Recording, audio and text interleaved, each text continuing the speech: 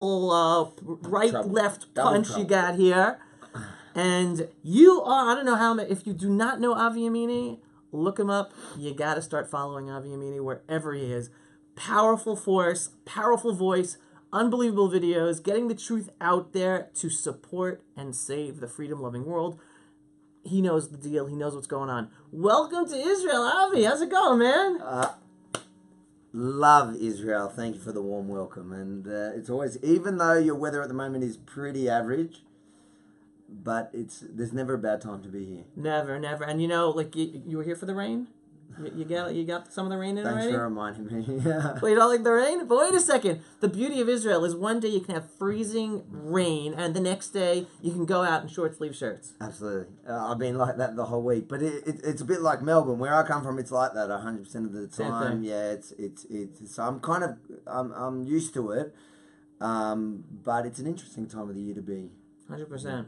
Now, first I want to start with this. For people who don't know you, why do you call yourself Australia's proudest Jew? I just want to hear that. Right? I'm going with Avi, and he told me, yeah, I'm Australia's proudest Jew. That's why. Give me the story. What's the deal? What's the deal? The fact is that, look, it triggers a lot of people that I am a proud Jew. I'm cultural. By the way, I love it. I'm a big supporter of Jews being proud of their Jewish identity. I'm culturally a Jew. Do I believe in God? That's a different question that I'm willing to have with Chabadniks over a few l'chaims at a Fabrangan. But when it comes to my heritage, I think so many people before us have literally, Hitler didn't discriminate against the Jew that believed in God and the one that doesn't. Sure.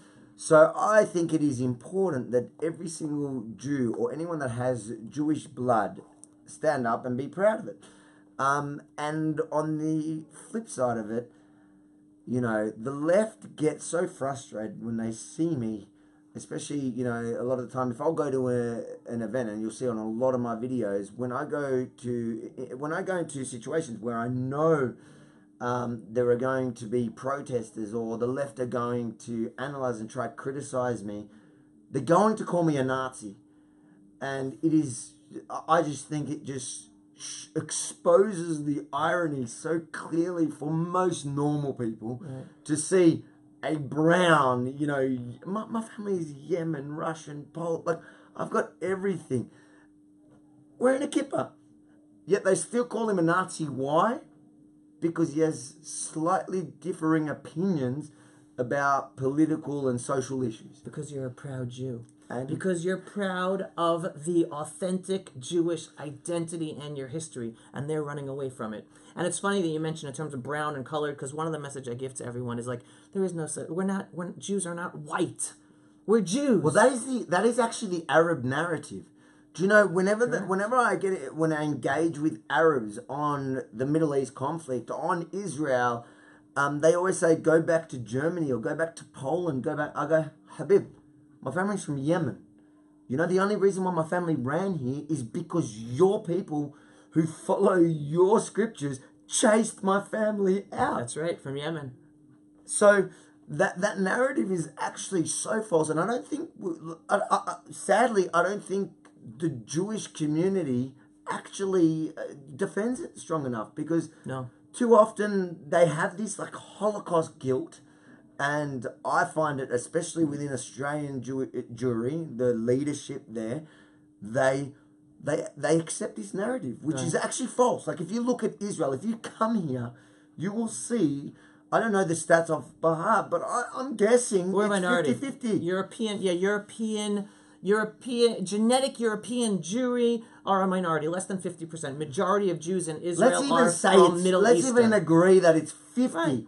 It means that your story doesn't even make sense. Right. Because we're not white. We're not white. We're not brown. We're not black. We're not yellow. We're not purple. We're every color because we're Jews from Judea, from here. That is our identity. And the only reason we ended up in any of these countries is because we got kicked out of Judea. Exactly. And again, I want to connect with like the non-Jewish viewers out there. Like what we're talking about, even right now, we're Jewish-centric, but it's such an important message for everyone. Be proud of your identity. Don't lose it. Don't allow culture and modernity to eat up and steal away the identity of that you come from, your parents, grandparents, great-grandparents.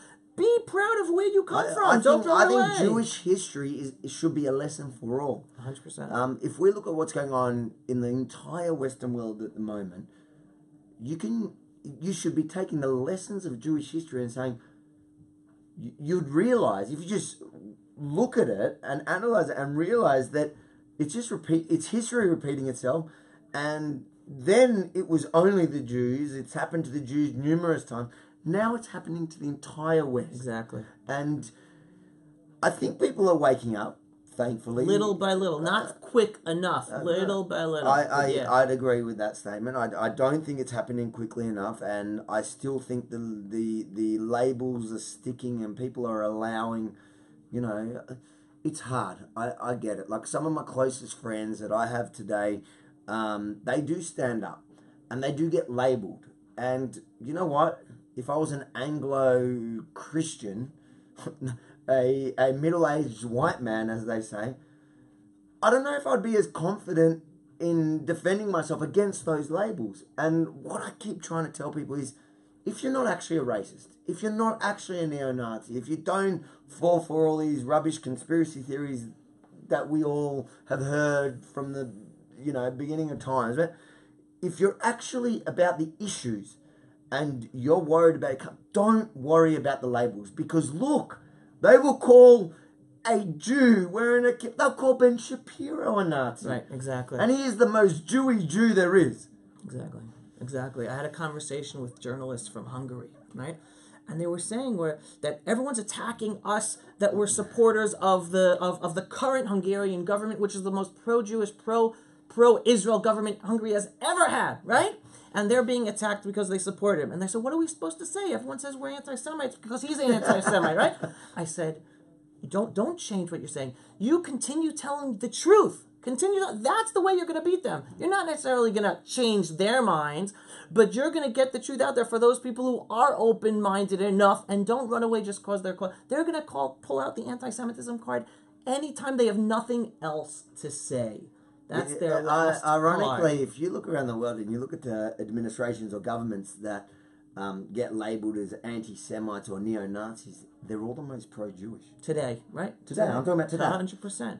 And it's, I don't know if in history we've experienced something like this or this is something new, but sometimes I sit there and I go, what is it? How do people get fooled by the idea that the most pro-Jewish people, like the people that are actually going to stand, like, I was actually on my way a few weeks ago to go speak at a German rally where they get labelled as the new Nazi group. And they're supporters of Israel. You go to the crowd, there were more Israeli flags in that crowd than anyone. Right. How? Right. How do you have the chutzpah, how do you have the audacity to stand up and label them the Nazi while standing shoulder to shoulder with people like Linda Sarsour? Right. And here you're talking about people who are intelligent. And let's put the cards on the table. Yes, anti-Semitism exists on the far right in Germany and in Hungary. But please, if you're an intelligent person, figure out who are the real anti-Semites and who might be on the right, but they're not, and they're your friends. And use your smart brain to differentiate. But they're not. You want to know why? Because it goes back to what we were talking about before. Identity. They have switched the pride in their Jewish identity to be an identity of something else, to be a person of the world, to be a liberal, to be an elite, to be progressive, and they've lost their true Jewish identity, so they're not using their mind anymore to differentiate between who our true enemies are and who aren't. I think that's an important point you make, because I'm not going to sit here and say that there's no anti-Semitism on the right. Absolutely, you know what? I'm the number one victim of anti-Semitism in Australia, from both sides. From both sides. And we're always going to have it from both sides. You know what? From three sides. I get it from the far right, yeah. I know where you're going. Who push the exact same narrative, the exact same conspiracy theories as the left, the far left, and the Islamic community. Exactly, those are the three They're things. all in bed together. Yep. They protect, like these far rights, they think they're so clever, and they've been what they call red-pilled, and they've worked it all out, and it's got all, and the fact is they're actually speaking from the same book as the jihadis, as the leftists. Yep. And I think when our community stand up, especially in the diaspora, in Israel, I find that people are a little bit more open to Correct. actually having these conversations without labeling you, but within. And it's not even just the general community. I find that within my own community in Australia, the everyday person, they actually get what I'm saying. It's those that are clinging on, the elitists that are clinging on to this power, and they're acting like the interfaith community is so important, and then you know what? I know some of the lead rabbis in Australia. They tell me that in all their interfaith things, it ends up being Christians, Jews, Sikhs. And then the Muslims are on the side, playing their cards, playing their cards tight holding their cards tight to their chest, because there is fundamental issues there. And if you're going to stand up for your country, just understand.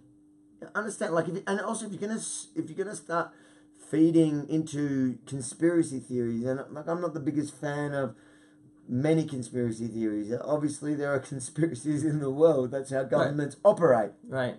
But as soon as you start feeding into them, understand your conspiracy theory and make sure that the conspiracy theory that you're pushing is not fed to you by your biggest enemy. Because that's exactly what I find is happening. Right. And the other message I know you're going to agree with that I push out there is it's totally Orwellian. Everything's been flipped. Because we're called the extremists. We're called the rightists. We're called the ones who are against peace, against human rights, right?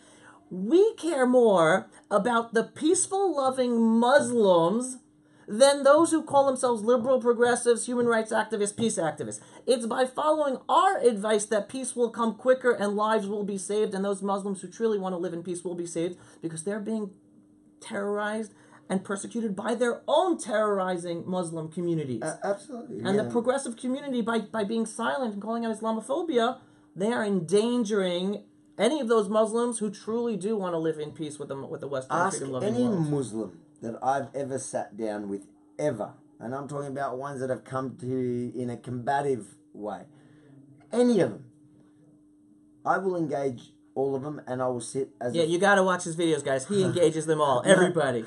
If you watch my original videos, I may have been too combative. I've learnt over time to actually just feed people the rope and let them hang themselves. Okay. But the point that I'm trying to make is that the problem is not a people. It's not Muslims. It's not a person. Because I'll put this argument to you that 90% of Muslims, even more, 90% of Muslims and 90% of practicing Muslims don't actually understand their own faith. I come from an ultra-Orthodox Jewish family. I know that when I grew up, I knew how I need to dress. I knew how I need to talk. I knew how I need to act. I didn't understand anything within my own faith. I didn't know it. Right. Now, when you put some of these arguments to these Muslims, which I've done, they don't actually know that in their Quran it says this and this and this. They don't know. They don't know the hadith that talks about the final day of judgment where all the Jews are going to be, and they can't defend it.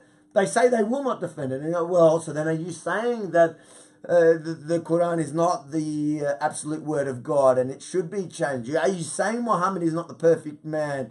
Suddenly there's a conversation there to be had.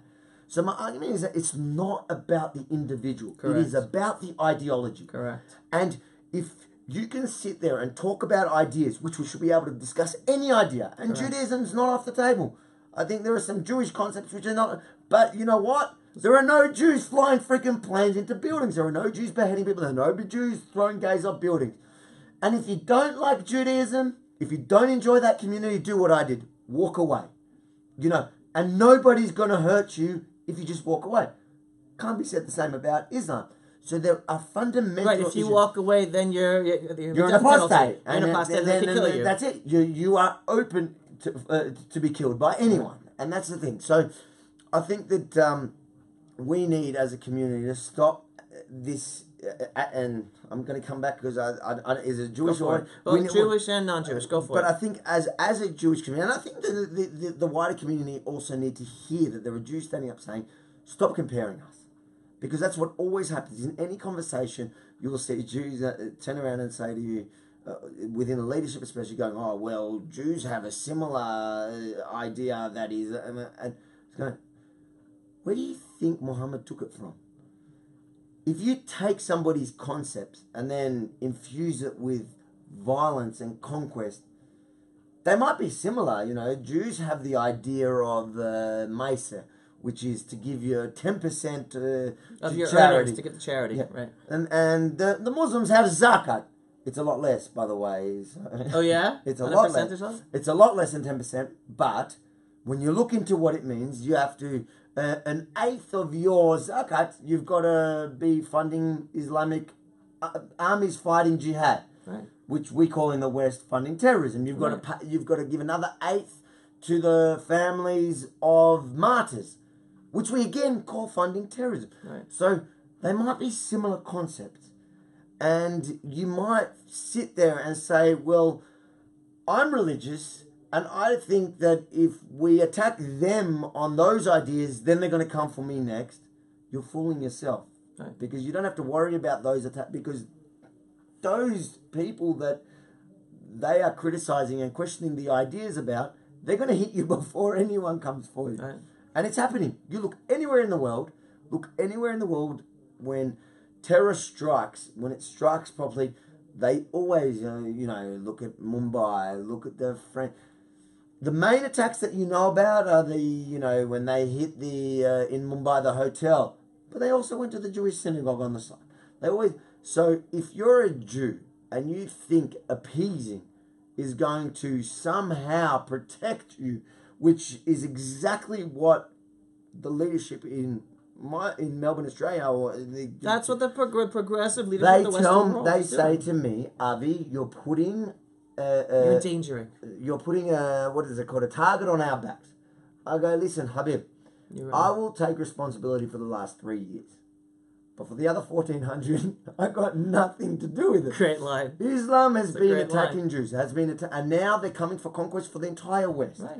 And we're in this together, right. And unless we.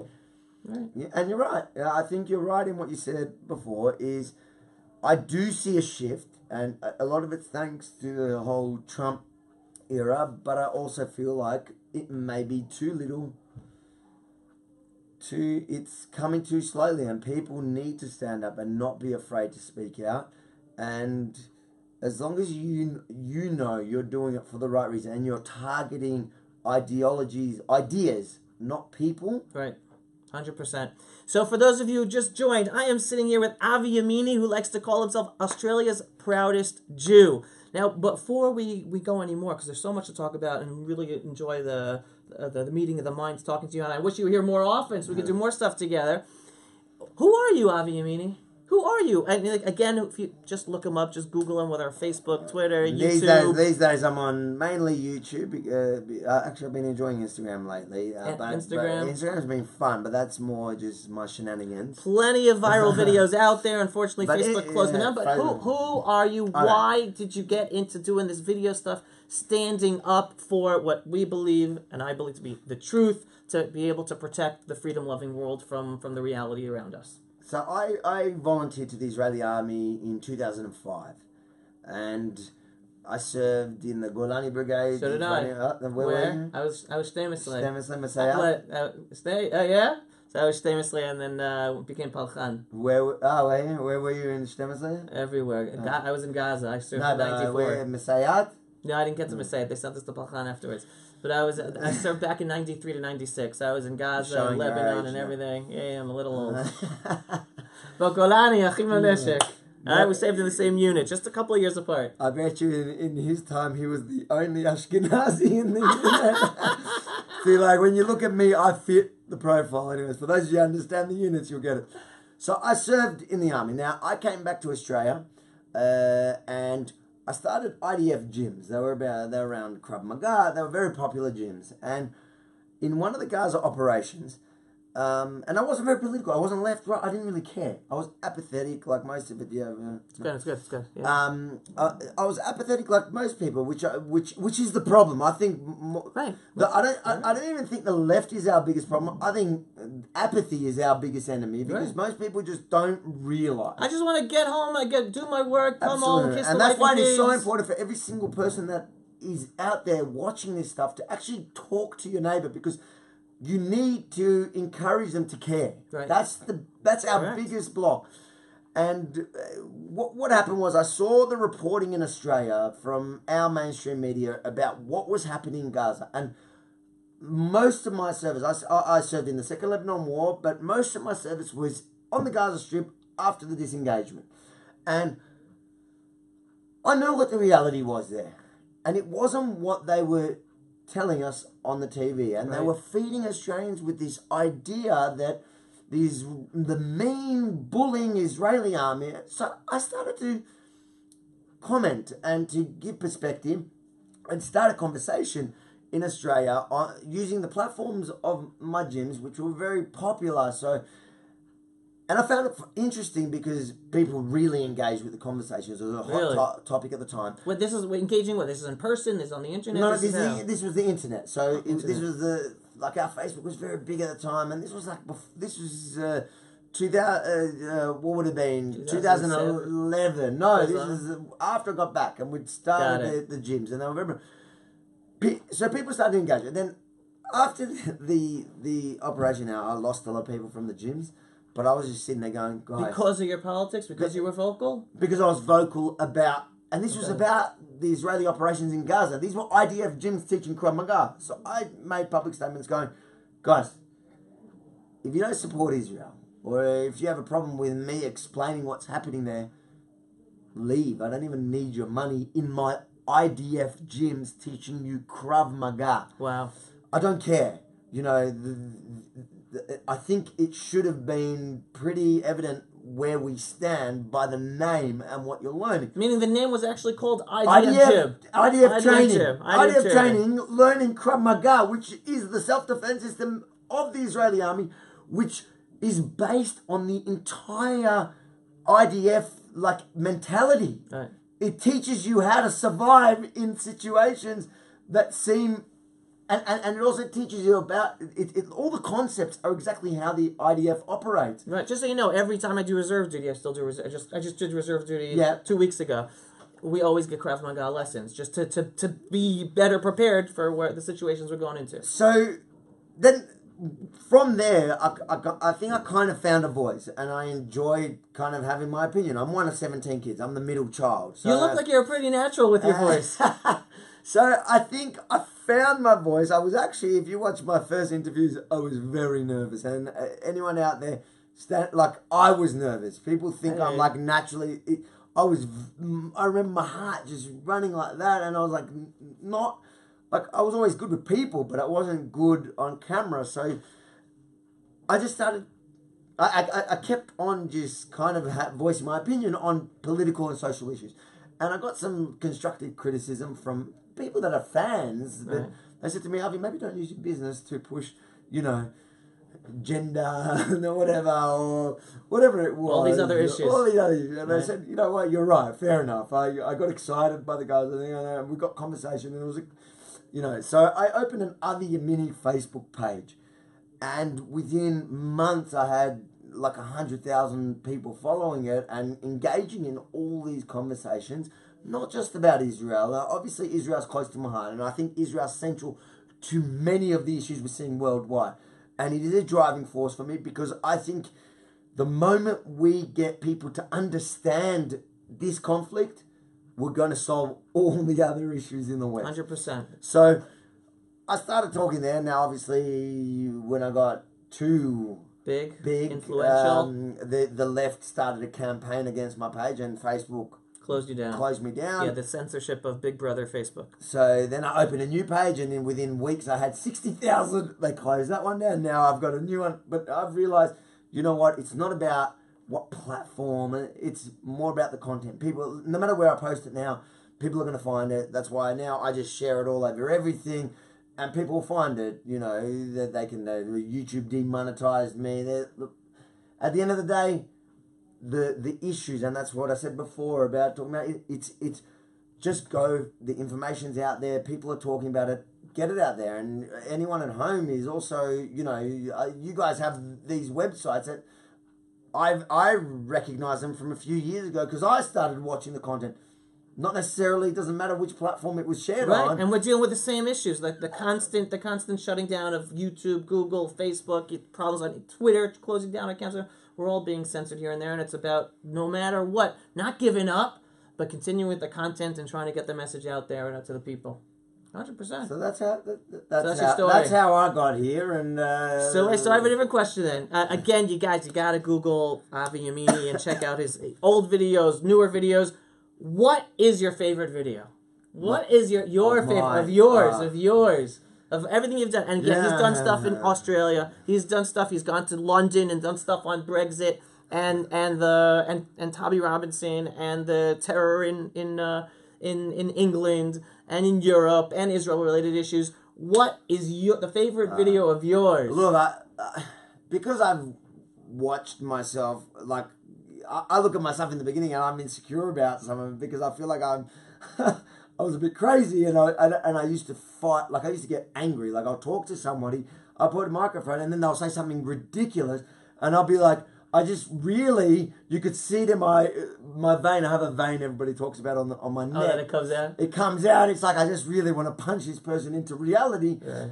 And then later I learned to kind of... just, like I said, hand them the rope and they'll hang themselves and kind of be more... Because if you know me, you know I'm a clown. Like, I enjoy... In Australia, we're larrikins. That's what... Like, we joke around about everything. We joke about anything, everything. You know, some Jews get uncomfortable about my jokes because I'll joke about... Everything. Like, I'll make Jewish jokes because I think we need to be able to laugh at ourselves. I think comedy is the best way to get, through things. Oh, my God. Satire is the best. Satire is the best way. So, if you ask me... What's my favourite? I'll say, like, there's a video I did not long ago where it was about climate change, which is probably one of my least, I'm least interested in the topic. Right. But it's probably one of my favourite because, like, you had a guy there who's bringing it, that it was meant to be like a children, I don't know if you saw it, it was like a... I didn't see it. It was like... They were selling it as this, like, kids run... Like, all these kids took a day off school to run protests across the country for climate change. Okay. So I went there and I just asked them questions. Right. You know, I didn't ask the kid. I was avoiding the kids. The only kid I interviewed was the so-called leader of it. Okay. But I avoided the kids because I didn't even need the kids. The parents had no idea what they were doing there. You know what I mean? Like, one of the guys was like, "I'm a scientist." It was probably one of the best moments in any of my videos. He goes, "I'm a scientist. I know what I'm talking about." I go, "Okay." He goes, he says to me, "It's not about human caused," or I can't remember his wording, but you can go and look at it. It's not the fact that it's human caused and we need 100% renewables. I said to him, "But so if it's not if it's not man-made, then why do we need, like, how's... What are you protesting against? What is 100% renewables going to help if it's not man-made?" And he goes, he just has this blank stare at me. "It will matter." I go, "But you're a scientist. How does it matter?" And to me, that's the most entertaining because that's the most me. Yeah. Whereas, like, I've had some fun ones where you engage, like I went down... Only a few months ago, but I did get quite fired up. And if you watch the escalation of it, and that one I did live. This one was a live video where I went to the site. Somebody calls me and goes, there was a terrorist attack a few months ago in Melbourne, in my city, on one of the main streets in Burke Street, in a mall. Well, it's like a street mall. And the next few days later, there was one of these, what do they call them? Dawa stands. I don't even know what that is. That's when they teach about... Dawa is their live time. That's right. It's their proselytizing about Islam on the street. Okay. And you can argue they should be allowed to do it, whatever, and in a free country you should be able to talk about anything. But I'm saying it's on the corner where the guy murdered like an Australian. Tried to kill. Got it. So here's a terror attack in the name of the ideology of Islam, and at that exact place, you're having these Muslims teaching others about. So I went there, and I said, I'm going to ask him, don't you find it disrespectful to come here to the place where your in the name of your religion, ideology, like it just happened, it's fresh, it's like, and you watch the escalation of it, and at the end of the video, got to see this, yeah. The end of the video, I'll share it to you. You'll love it for all yours. Sure. At the end of the video, and it's about 11 minutes, and it's beautiful, and it was all live, so I didn't cut anything.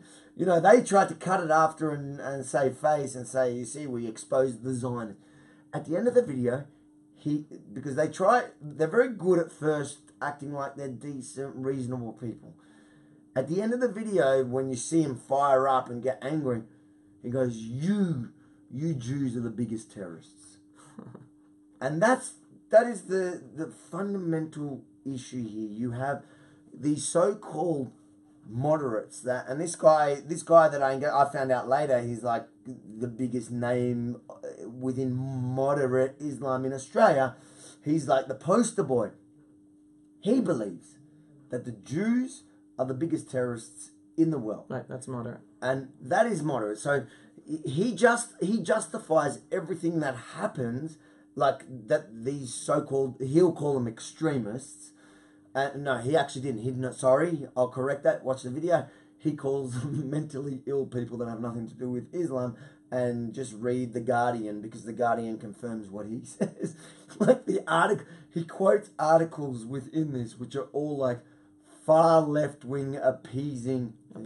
Anyways, the bottom line is, I think if we have a final point. I have one final question, but this leads to it, yeah? I think the Jewish perspective, and I think Israel, and I think Israelis are the best place to put the Jewish perspective forward without the whole elitist thing, is to turn around and go, look at history. History shows you that appeasing, no matter what evil ideology, never works out. It makes the situation worse. Absolutely. It empowers, emboldens, and the day will come. The day will come not only because you're appeasing, but because their scripture tells them it will come.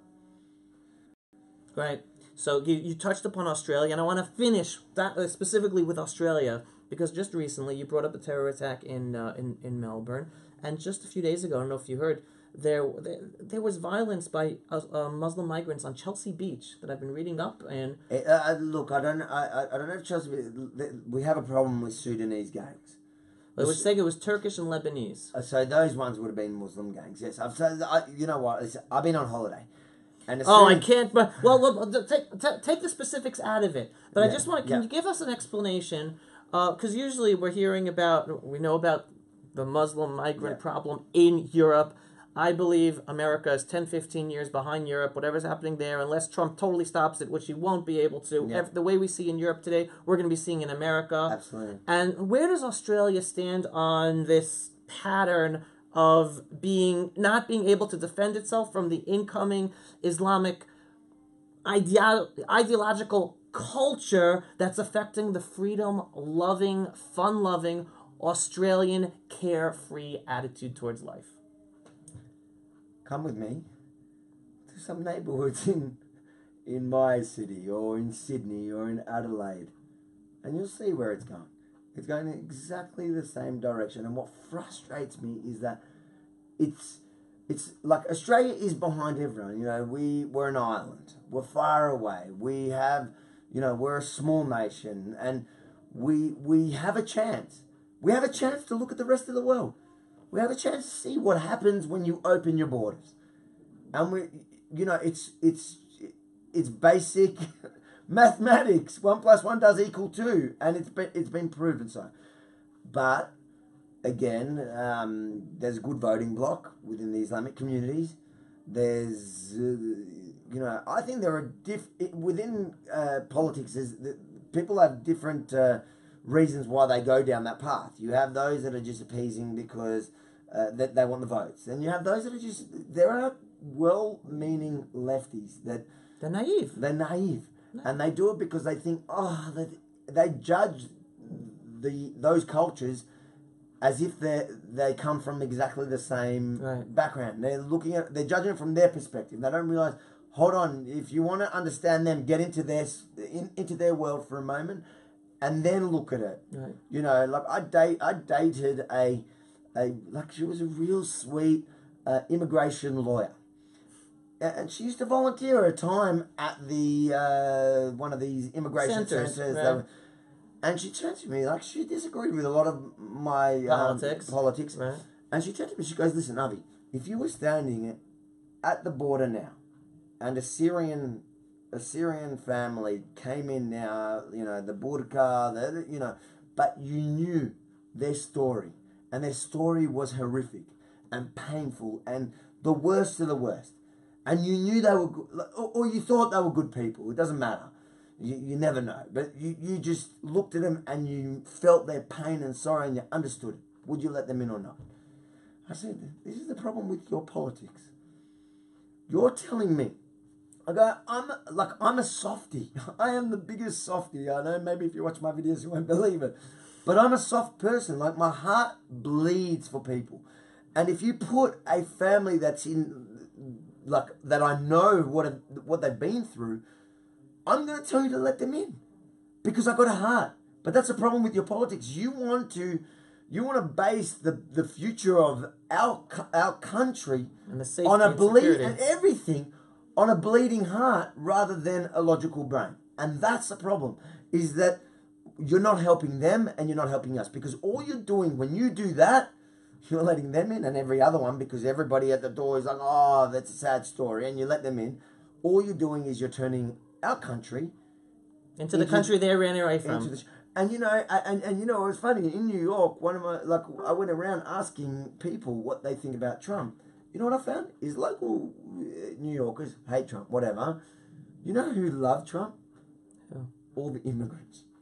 And I turned around and I go, I was like, right, what? Right. The native white New York liberals. Whether they're white, brown, black, didn't matter. True. The New but Yorkers, the immigrants, right? The immigrants, and I turned to them, I go, why? And they go, we escaped that shithole. They literally use his language. They go, oh, we escaped that shithole. Why would we want to bring it in? And exactly. That's not a politically correct way to say it, but that's it is exactly. true. That's totally true. You really. And the Dalai Lama said it. He triggered the entire leftist community. The fact is that if you want to help these people, which I think as humans we should, I don't think we should let people suffer and ignore them. I think instead of putting all our money and our resources to bring them and ruining our countries, help them in their own lands. True. 100%. 100%. Anyway. There is so much more to talk about, guys. It's been a real pleasure to sit here and speak with Avi Yemini, Australia's proudest Jew. If you have not seen his videos yet, check him out. YouTube, Facebook, Instagram, Twitter. He's all over the place. A strong, strong voice. Whether you agree with everything or you don't, doesn't make a difference. He is a strong voice out there trying to educate people to hold on to their identity and stand up for the truth and educate themselves so that we can protect ourselves. Avi, it's a pleasure having you here in the Holy Land, man. Thank you, brother. And I look forward to doing a lot of great things with you. Whether locally or not locally, and keep up the great work. Any excuse to come to Israel, though. Amen. Amen. Everyone, thanks for watching. Shalom from the ancestral Jewish homeland, our holy capital, Jerusalem. Take care.